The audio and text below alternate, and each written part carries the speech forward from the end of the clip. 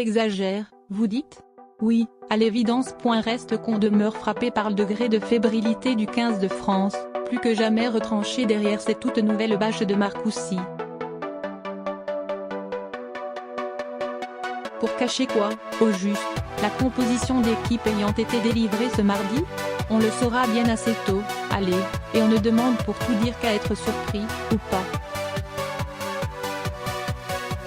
Reste ce sentiment gênant qui veut que le 15 de France se prépare en mode commando face à une sélection qui ne l'a encore jamais battu à Saint-Denis dans le cadre du tournoi Destination, ne possède en termes de licenciés qu'un vivier comparable au tiers de la seule région Occitanie, et se pointera à Saint-Denis privé de 5 de ses meilleurs joueurs, Stuart Hogg, Howard Jones, Finn Russell, Ryan Wilson, W. Pennell, et on vous fait encore grâce de Richie Gray. Comment est-on tombé si bas? Les caciques de la Fédé et de la LNR le savent pertinemment, qui se refusent pourtant en permanence à assumer leurs responsabilités.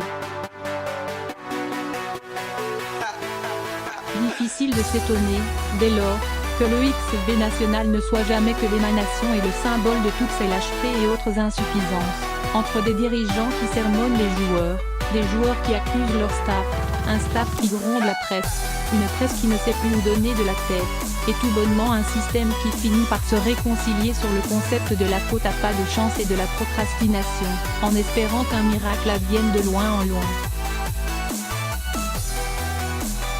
Au vrai, les trois hommes sauront-ils s'affranchir du contexte si pesant, amplifié par l'ombre en tribune de leurs aînés Morgane Parra et Camille Lopez, sanctionnés après Twickenham pour délit de grande gueule? Si oui, on leur tirera un grand coup de chapeau, et on ne leur souhaite évidemment rien d'autre. Tant on redoute qu'en cas d'énième échec, ces visages présentés comme ceux de la victoire en 2023 incarnent finalement ceux de la cuillère de bois 2019.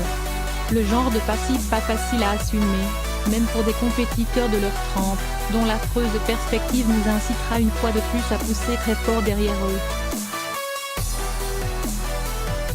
Ces bleus n'étant, ne l'oublions pas, que le dernier maillon est l'image d'une chaîne bien malade, dont il s'agira bien un jour de se pencher sérieusement sur la reconstruction.